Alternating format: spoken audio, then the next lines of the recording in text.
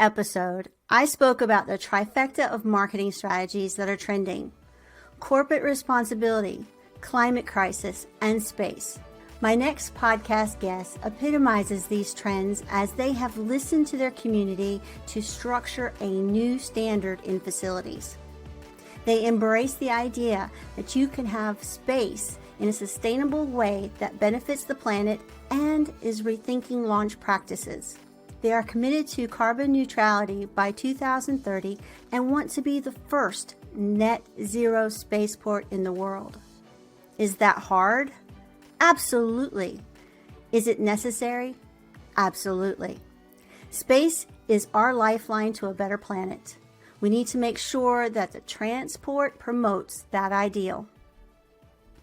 Spaceport Cornwall is UK's horizontal launch solution, and it strives to provide a safe, dedicated, and responsible way to access space, connect people, businesses, and ideas. They utilize the state-of-the-art facilities at Cornwall Airport, Newquay. Is that how you pronounce that? Newquay. Newquay. It's okay. tricky. Oh, that's fun. They utilize the state-of-the-art facilities at Cornwall Airport, Newquay, and Goonhilly Earth Station. Spaceport Cornwall is a partnership between Cornwall Council and Virgin Orbit and resulted in its first launch in 2021. I'm so excited to bring this week's episode guest to you today. They represent the ideal for future spaceports and is changing the narrative. Please welcome Melissa Thorpe, head of Spaceport Cornwall. Good morning, Melissa. How are you today? Good morning, Izzy. Yeah, I'm good, thank you. How are you? Outstanding. It is a brisk Kentucky morning as fall starts to come into play here. Yeah, same here. It's raining. Surprise, surprise. In Cornwall. Yeah, so it's definitely fall. Well, tell me about how you ended up in Cornwall real quick. Well, from Canada originally, but I was studying at the London School of Economics in London and was had friends down here and was visiting them. And I decided when I graduated, I'd give it a chance to see if I could find a job down here. I knew the airport was looking for help. And yeah, I mean, I got the job really. So the local government had just bought the airport from the military, and they were looking for consultants to come and help kind of develop it. So it was my first job out of university, and kind of just developed from there, really. From what I can gather from my research, you have been dedicated to the development of a spaceport for some time.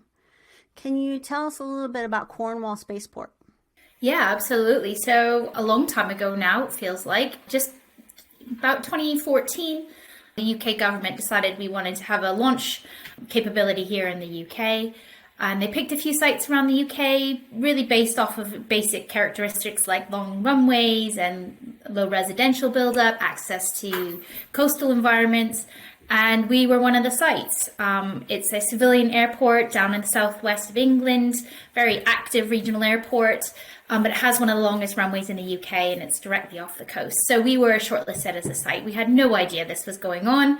And we had an email that said, basically, you've been shortlisted, let us know if you're interested. And that was our kind of early days working with UK Space Agency and the local council down here to decide, was this even possible? Did we even want to do it? And then we went out to the marketplace to see if anybody would come and use it. So it's been, over 8 years now of kind of a roller coaster ride to get to where we are. And we're actually launching for the first time in a few weeks. Obviously, we're hoping to launch in 2021, but due to the pandemic, we've delayed about a year now, but we're only weeks away from that first launch. Congratulations on that. And tell us about the launch. So the launch obviously is going to be a huge milestone, an historic milestone for Cornwall, for the UK, and for my team. It is really about us as a spaceport enabling launch operators, and in this first launch, that's Virgin Orbit, to get small satellites to low Earth orbit. So we're a small satellite launch spaceport, and Virgin Orbit will be the first ones to launch from UK soil. So a lot of firsts, and will be the first site outside of the US for Virgin Orbit as well, to show that they're kind of mobile launch platform internationally, which is going to be really interesting for them going forward as a business model. And yeah, we're looking to launch at the end of October. Next week, we have pieces of kit arriving, including the launch aircraft and parts of the rocket. So it's all real now. Really exciting times. I mentioned something about your goal of being first net-zero spaceport in the world. Do you want to tell us a little bit about what that means and what you're doing for that? Yeah, absolutely. And as you said, it's hard. It absolutely is. And the whole story behind this is, I think there's two parts to it, which is a lot of people still quite don't understand why space is so important to the future of our planet. And I think the space industry and people, as you're doing an amazing job, is communicating why it's important. Because what we saw here in Cornwall's a very rural location. It's really tight-knit communities down here. And there was a lot of concerns when the council started to talk about investing in a spaceport, because a lot of people didn't quite understand why. Why do we need a spaceport? Why do we need some more satellites? Why should a council invest in a spaceport when there's lots of other social issues happening? And so we had to do a lot of hard work to understand those questions ourselves. Why are we doing this? Ensuring that we are getting the benefits across the county. But really, there's a fundamental issue in the space industry, which is the technologies we're launching are going on to do such incredible things for our planet. But at the minute, the way they're getting to space is impacting our environment. So it's kind of this irony where we're fighting climate change, but at the same time we have carbon impact to get the satellites to space in the first place. And that's what we fundamentally want to change. We want to look at how can we get those products into space, but at a much lower cost to the environment, and then one day at zero cost to the environment, so that we're launching with the most sustainable technologies that we possibly can. And the first step towards that is even understanding what the impact is in the first place. And not a lot of places are doing that. And we're really proud that we're transparently looking at our impact as it stands at the moment. And then that tells us what we can do to decrease that impact. Well, and in my research, you also are looking at the facility itself for being a little bit more sustainable in the buildings and how you operate. Do you want to tell us a little bit about that? Yeah, absolutely. So we're lucky enough in that we're already an operational airport. We're not having to build a spaceport and a launch pad in the middle of an environmentally sensitive area, as a lot of them have been in the past. So we're not actually creating a new footprint anywhere. We're working on existing airside land. And what we've actually done is we demolished a old derelict Royal Air Force traffic tower, and we cleaned up the whole site. We added lots of bits for the environment, things like a nature corridor, bat boxes, wildflower meadows. And then the buildings themselves are something that over here in Europe are called, it's BREEAM Excellent, which means it's very, very sustainable buildings, renewable energy, well insulated, and looking at not just environmentally sustainable, but socially sustainable as well. So access for people with all different accessibility needs, ensuring that the workforce is diverse.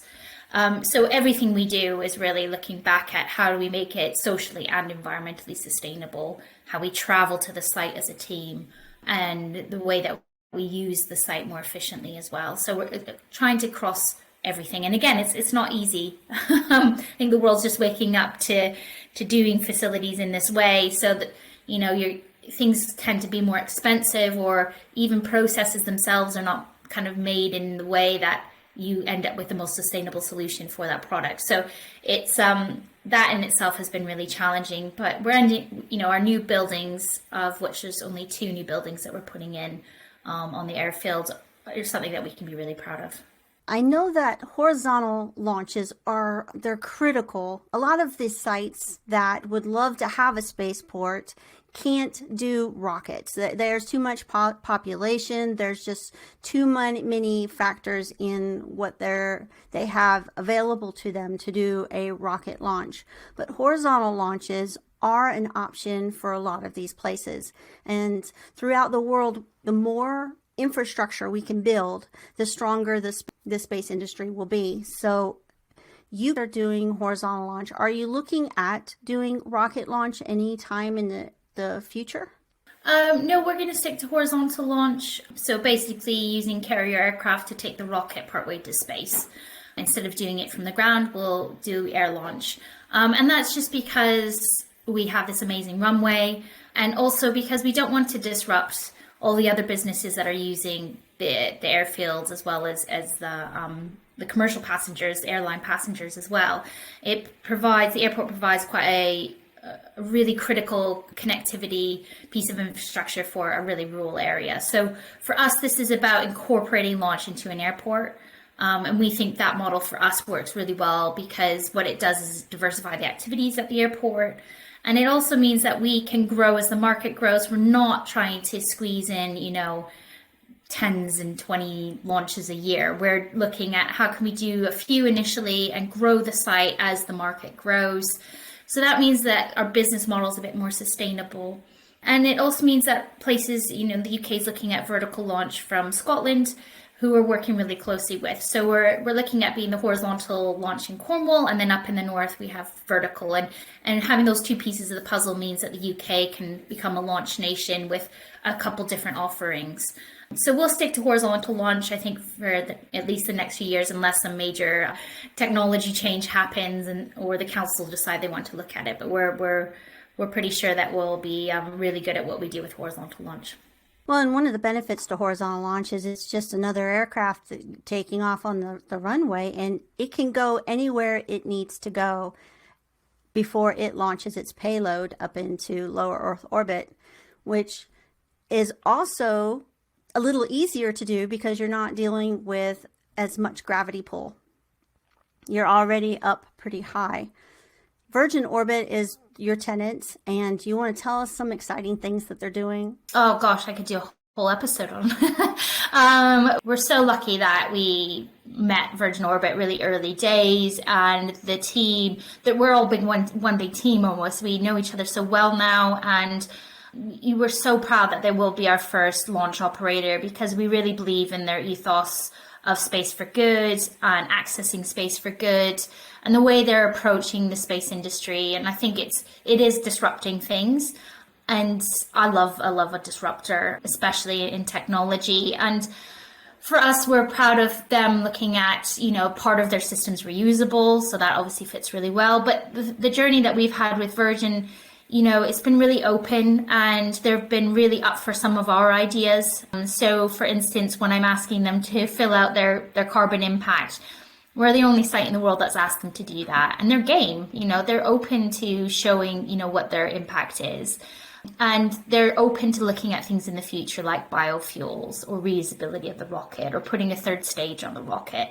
So I just think for them, we know what we are. They know what they are. They're not a heavy lift rocket. They're not going to be, hugely competing with SpaceX in that heavy lift domain. This is about almost a red carpet service to space. This is about quality over quantity. This is about responsive launch that can, turn around a rocket and satellites into space in 24, 48 hours. And that's game changing to things for geopolitical reasons.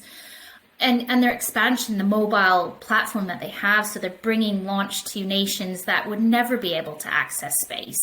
And when we had G7 here in Cornwall last summer, and we had all the heads of state, including President Biden and Prime Minister Trudeau, we were saying to them, you want to have more spaceports or better access to space, you don't have to create these launch pads in the middle of nowhere. You can use an existing airport. You don't have to put huge amounts of infrastructure in, because Virgin basically can come with their launch platform to your site. And so for some countries like Japan and Brazil, who are Virgin are also working with, it just gives them this huge opportunity to reap kind of the rewards and benefits of space, but not with the huge, environmental, but also, commercial output. So, I could go on. They're great. Well, you have another company that I've heard in the news talking about the Dream Chaser and how they have permission to land at your airport. Can you tell us some plans in that direction? So we've always said we're not exclusive just to Virgin. They're almost our anchor tenant, but they know very well that for us to be successful, we have to have other operators on site. And last year we announced our MOU with Sierra Space, who we've been working with for a few years now on, again, is this even possible? Can we do it here? And another amazing company that we have the opportunity to work with, because they're really open to us as a landing location, but also developing that kind of cluster around what they need when they do bring, microgravity experiments back. We want to be able to process those on site, and that's where the value to us is going to be. So we've announced that MOU. We're working through a feasibility study now with them. What will they need to land at our spaceport? So again, similar to what we did in Virgin in the past, we then can go out and get the investment we might need to make those changes to the site. But we don't foresee a lot that they will need to do. But we're kind of in that stage now, and obviously really excited to watch them launch for the first time in the US and very soon as well. So we'll be keeping a really close eye on them and continuing our kind of relationship development. And that particular aircraft is going to be critical for how commercial space evolves. You touched on it a little bit, is when they bring back the things that are created in space, we're going to need a facility that can deal with that particular whatever they're bringing back. But they're doing such amazing things and research in space on things that can be made just in space, and bringing it back for us down here, it is going to be a game changer. And the Dream Chaser is that vehicle that's going to make that happen. It's in the name, isn't it? Yes, it really is. And you go to their HQ in Denver and it's like, oh, you're really doing it. And, for the little kid inside, you're like, this is the future, and you're seeing it. And it's kind of goosebump moments. Hold on to your boosters. We'll be right back after these words from our sponsors.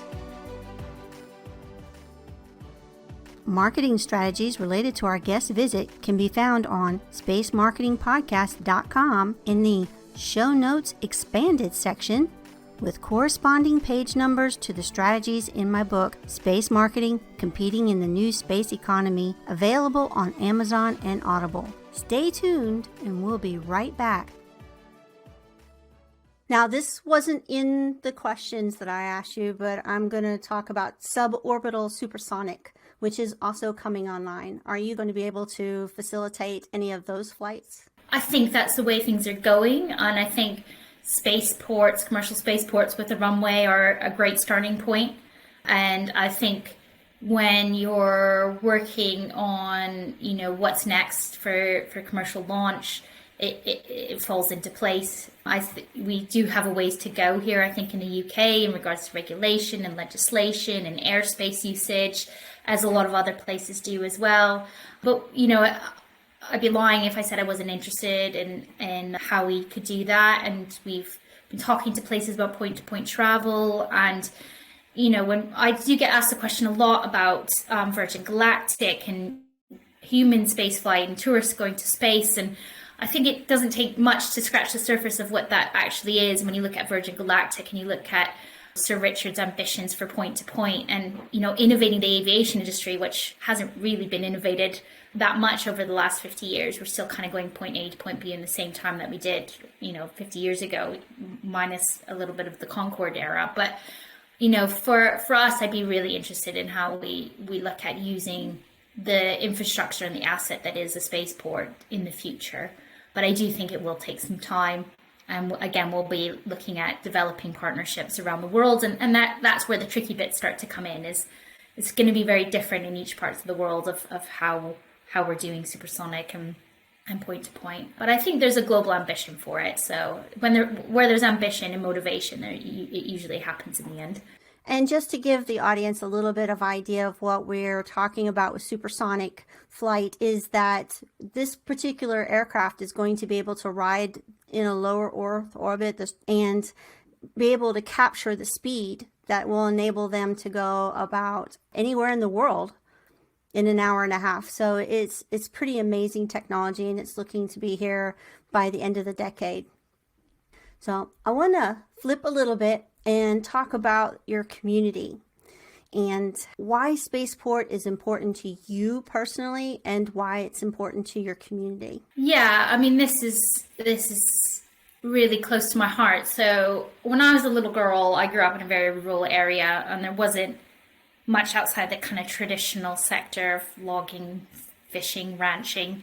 And I really loved the idea of going into astronomy, and I was told there wasn't a future in it when I was quite a young girl. And so here I am now, full circle. I ended up in it anyways. It just took me a lot longer than it probably should have to get into the industry. And that always sticks in my mind because I think rural areas, with the urbanization going on in the world, what's left for rural areas? And the traditional sectors are amazing and historic, but what if we could use those and develop them with new technologies and innovations so that we're increasing skills, we're increasing pay, and basically increasing economic development. And I'm an economist at heart. So for me, my passion for communities and rural locations, it all just kind of stems from that. So when I approach Spaceport, it's always with that as my number one priority. Am I doing this in the right way on behalf of my community? Because I have a responsibility for the people of Cornwall to do this in a way that they'll be proud of. And they're very vocal down here. If I'm not doing it, they will let me know. But that starts for me with inspiring the next generation. It starts for me by being a person that doesn't look like your average spaceport director, because I'm female mainly. And that kind of, again, has a responsibility around it to approach an industry that's been very closed off, very secretive, very kind of old boys club. And it hopefully helps the industry advance because it's bringing new ways of thinking into it. And this earth needs new ways of thinking and new approaches to these, huge global challenges that we have. And you said in your opening, space is our lifeline to a better planet. And I totally believe in that. I'm not actually really interested in space outside of helping our planet. I want it to help our planet. I believe Earth is the best place to live, and I want to help save it.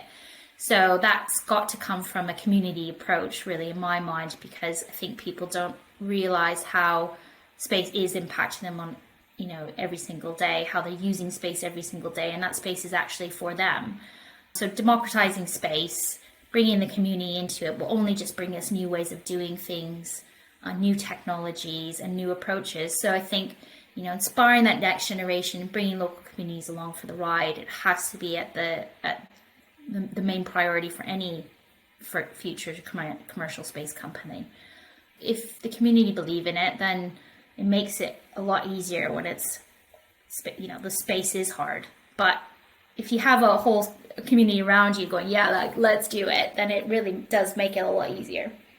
Because they can make or break you. They really can. If you don't get the community on board, then you're going to have nothing but an uphill battle that at the end will more than likely not be successful. Absolutely. Okay. I want to go back a little bit in something that you said, is that when you were a little girl, you were told that you could not do it. And that is something near and dear to my heart, and probably a lot of the women that are listening, is that, or even boys, they're told rural parts of the world that you can't do it. And you are doing it. You are working with a lot of the next generation and bringing them in and inspiring them. Can you touch a little bit about how you're doing that? You've had 50,000 plus children go through the facility and get inspired. Yeah, so it's the reason I say this quite often. My team get up every single morning is to do exactly that. Cornwall is stunningly beautiful. At the height of the Industrial Revolution, it was one of the wealthiest places in Europe. And then the crash of the Industrial Revolution left it as one of the poorest areas in Europe. So we have levels of deprivation here. that are, massively sad. And we have children here that have nothing to aspire to, or do not leave Cornwall, or have to leave Cornwall to have any sort of chance at a career in something innovative. And so that's kind of our foundations that we have here. And that's what we fundamentally want to change is, give them that opportunity. And it's so easy to inspire children with space. They absolutely love it. Girls and boys. When they're young, they love it. I go into primary school, so elementary school, and they all love it.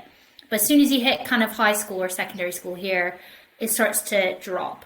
And so what we decided we needed to do is to keep that inspiration going. And again, it's approaching it from a bit of a different way and putting role models in front of them that don't necessarily look like what they imagine an engineer would be. So it's kind of breaking down those stereotypes. So we've done things like live webinars into the rocket factory in California, where we have female rocket engineers talking to young girls in a school in a really, deprived area of Cornwall. And we've done that to thousands, tens of thousands of school children. We've had them up to see the rocket on site. I'm in school, I'm in another school tomorrow morning. And again, another big responsibility for us is not just getting them excited, but then the pathways into the industry and breaking those stereotypes down. So showing them it's not just about being an astronaut or an astrophysicist. You can do so many different things in space, and opening up the door to these different careers, and working with the colleges and universities down here to develop courses based on that.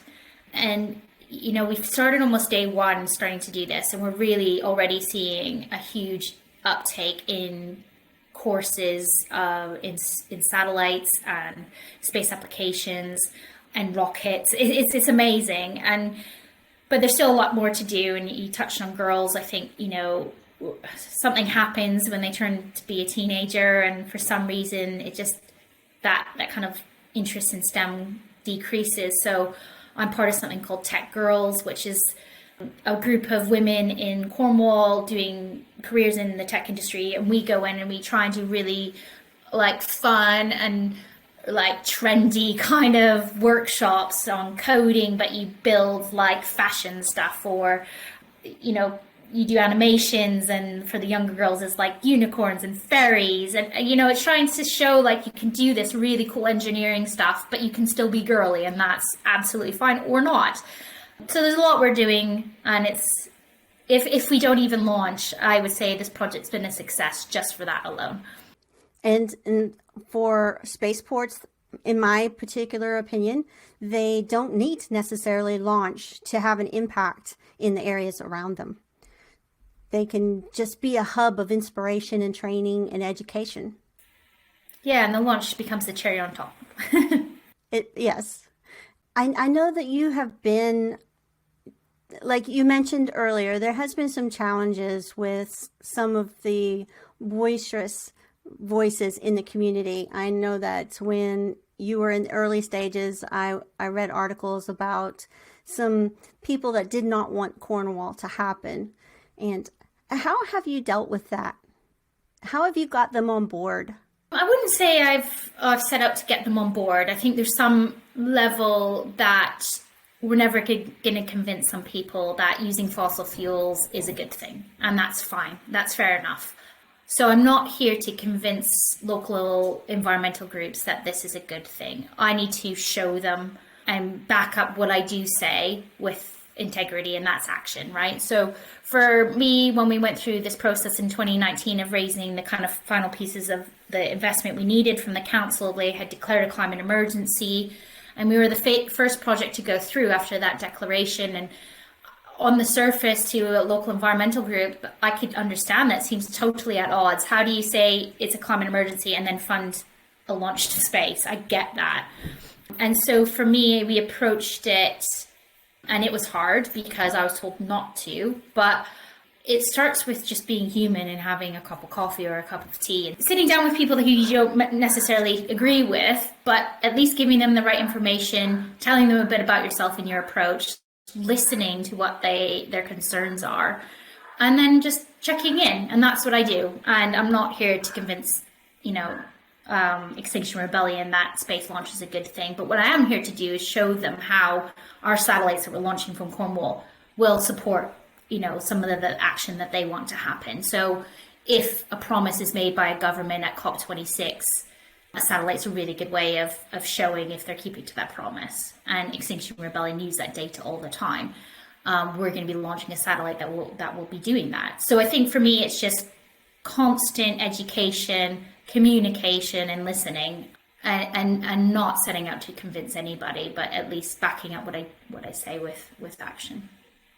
And that's one of the things I want to point out is that listening is key. A lot of these people just want to be heard. And if you spend your days ignoring those people, then they'll just scream louder to be heard.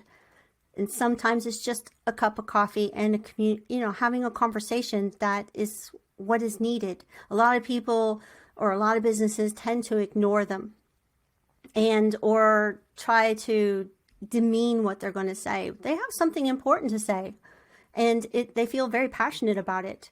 So just listening to what it is that they need to say to you, and then try to give them the information to make them feel like you are listening to them. And I think that your spaceport has gone a long way in doing that. So bravo to that.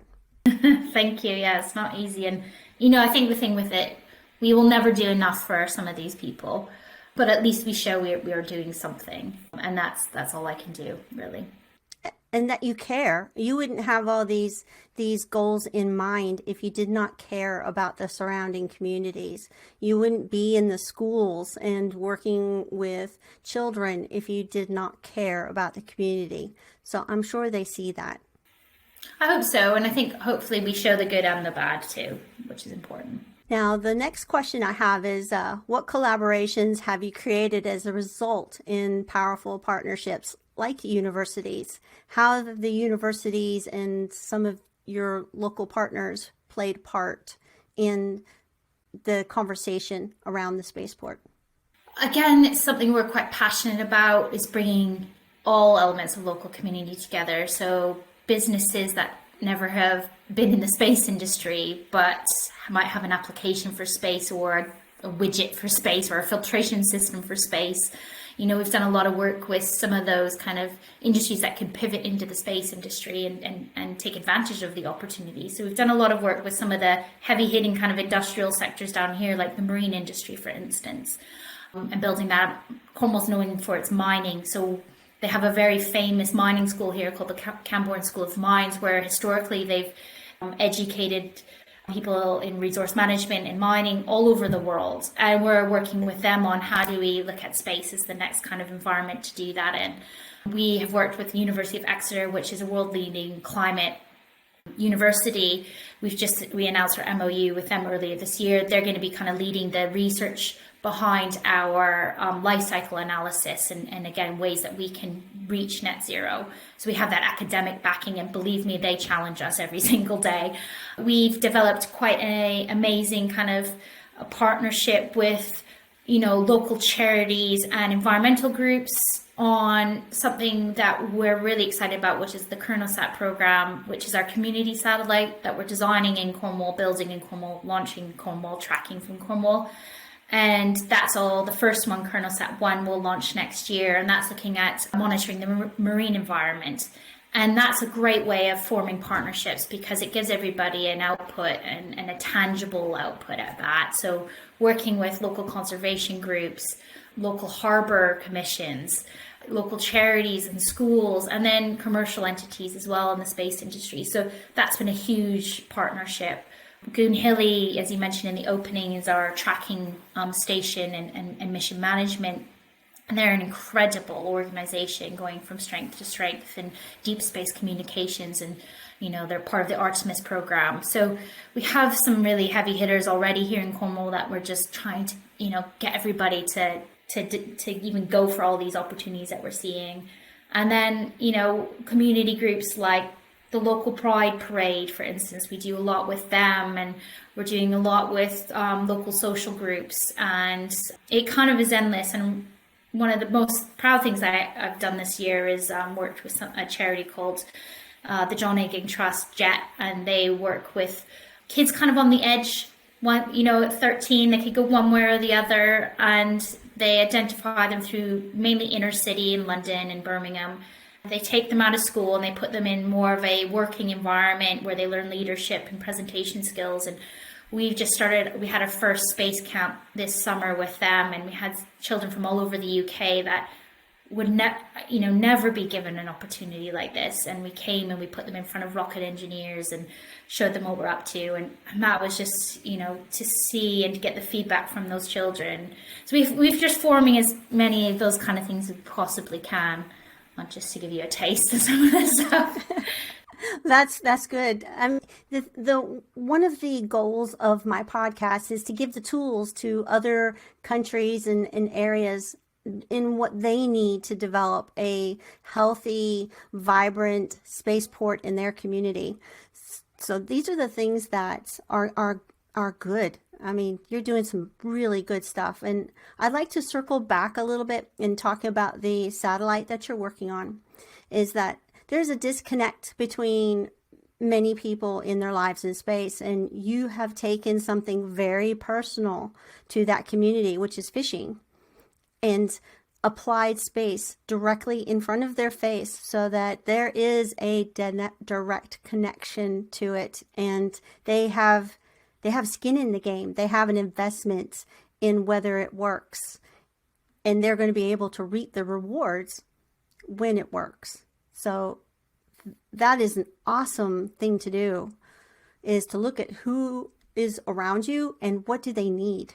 Yeah, that was quite a kind of turning point for us after we went through that council experience in 2019, and it got pretty ugly. The kind of wake-up call was people don't understand why space can benefit them, because in a rural location, in a really localized area, why would they? And so for us, it was, okay, how can we connect space to a local community? But actually, it's not just a PR stunt. How do we actually have an output from that? And so our first protocol was the sea. We're surrounded by sea down here. This whole county, if it's not mining, it's fishing and surfing. And the marine environment is huge in that. And a great way of doing that is by monitoring the marine environment from space. Specifically for us, is looking at how do we restore seagrass and salt marshes and kelp forests where fish live, but also how do we look at mapping illegal fishing.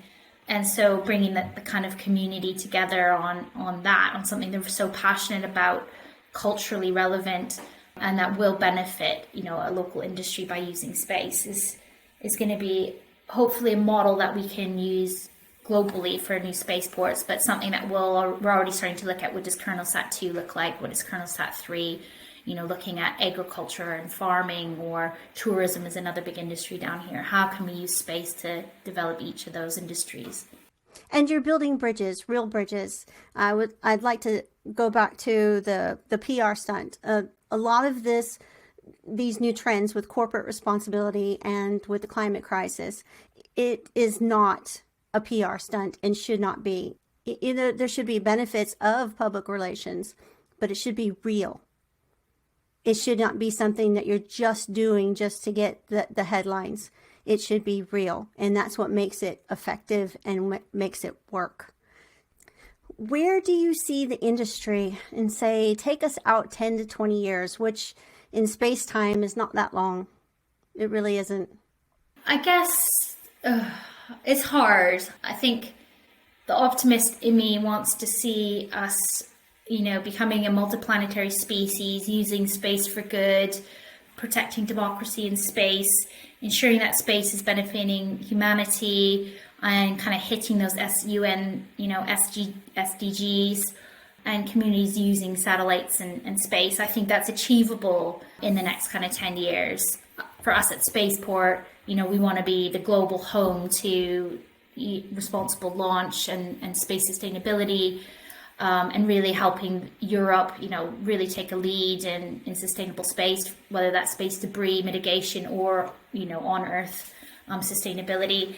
So that's where I would love the optimist in me, but I do also, I'm a realist, and I do also see some of the threats to that, and the very real commercial and military threats to that. And I do hope that the regulations can catch up, and I do hope that the day-to-day person on the street can wake up to their having a say in what is happening in space, because I think there's a disconnect, and I hope that disconnect starts to kind of break down, because some decisions that are being made about space don't necessarily keep Earth in mind or the people on Earth in mind. And I do hope that we kind of all wake up to it and want to treat space differently than we've treated Earth.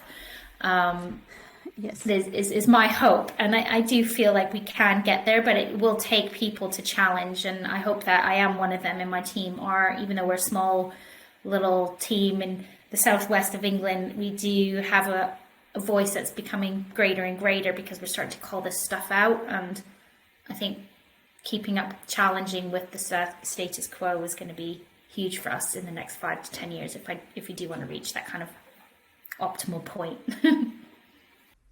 yes, agreed. And we need to be the voice. And that's one of the things that I love about space, is that the majority of people are in the space to see a better world. They don't want to see a smoky, polluted, WALL-E type of environment in the movie WALL-E. We want to see something better.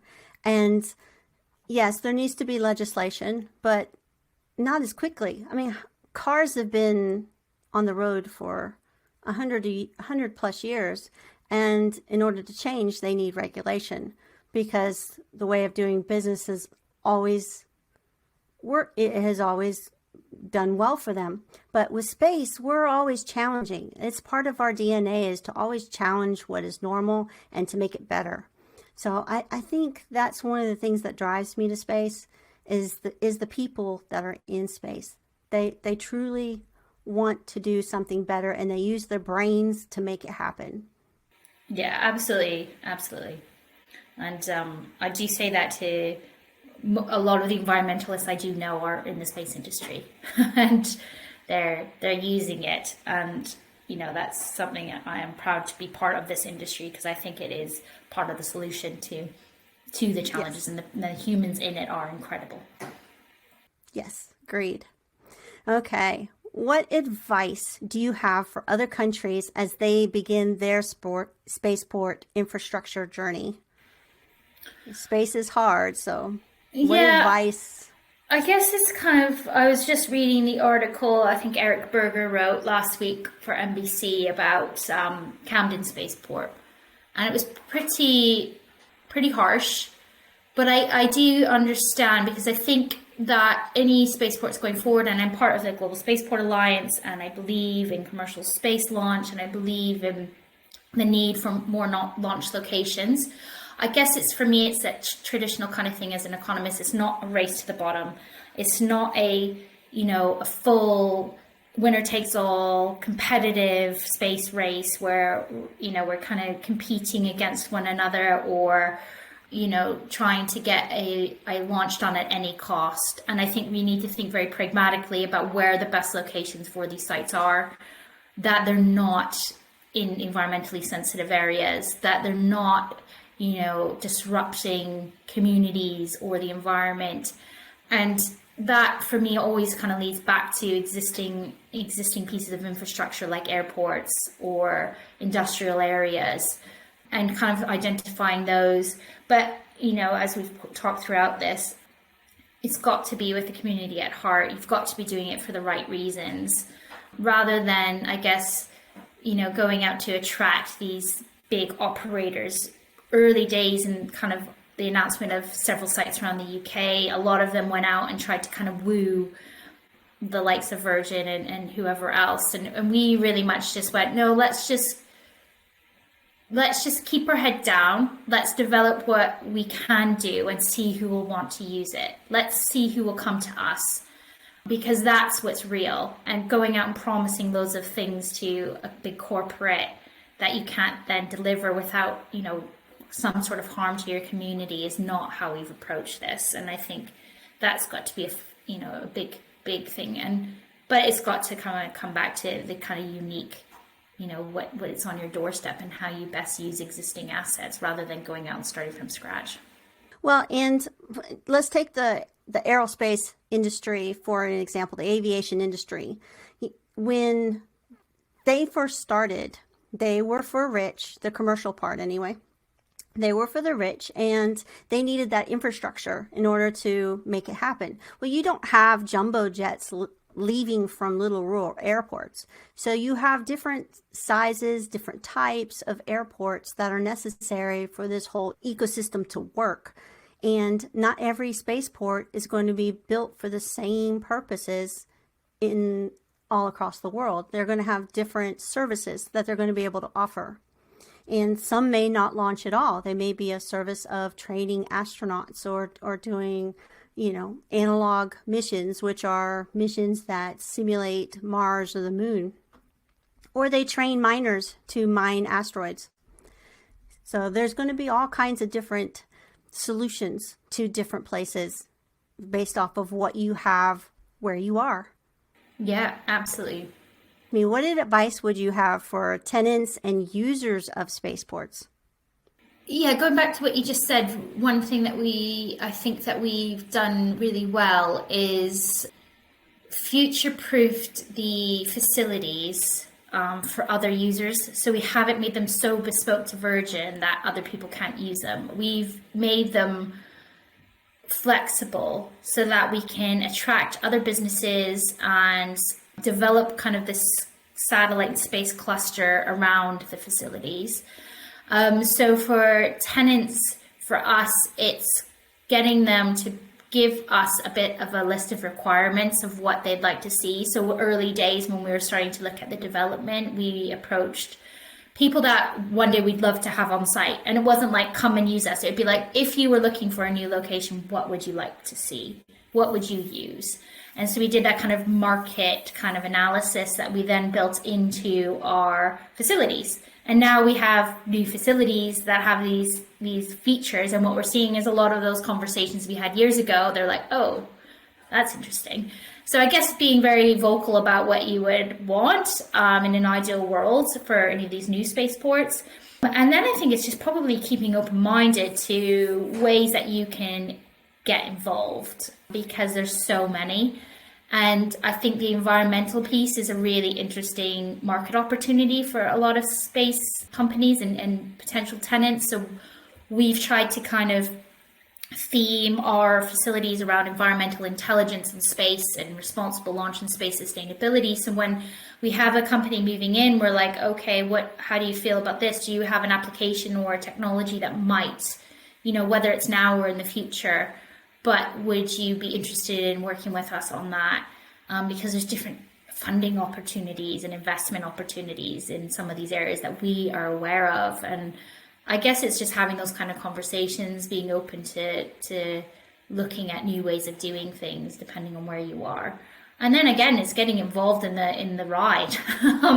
So it is a ride. Launch is really exciting. It gets the headlines. We get a profile and lots of media. So, it's great for other smaller businesses, because a lot of times we have like international journalists here obviously wanting to interview us or Virgin, but then they always want like a local case study. And I'm giving global profile to a business, an engineering business, local engineering business. And so, yeah, there's some really cool ways that tenants and supply chain can reap the rewards and benefit from it. Awesome. What final words would you want to leave the audience with? Basically how to contact you, how to work with you, that kind of thing. Yes, we're a very small team. We're very passionate and driven, but because we're so small, at the minute, we're launching in a few weeks' time. So I do understand if anybody's out there trying to get in touch with me on LinkedIn, that I'm not responding. That is why. But follow us along on social media, definitely. We're on Twitter, we're on Instagram, we are on LinkedIn. We're just about to start up TikTok with some of our young journalists that are helping us along. So I do follow the story, and I think for me, my main message to anybody listening in the space industry is tell your story. Tell your story in a way that people can understand that aren't in the space industry. Tell your story about why what you're doing is so important to the average person. Get out there, do it in ways that maybe aren't normal.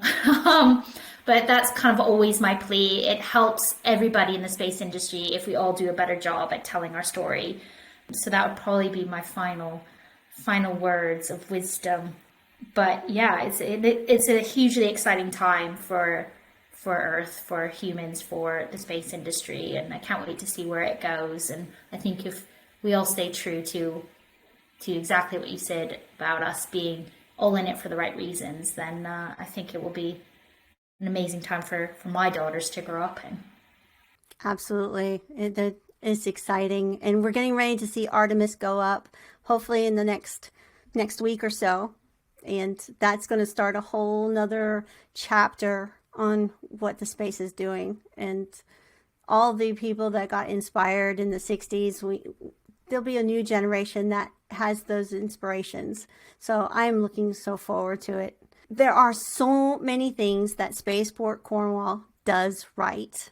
They have changed the standard operations. They have changed the narrative. By listening to the concerns of their community, they have changed how spaceport business gets done.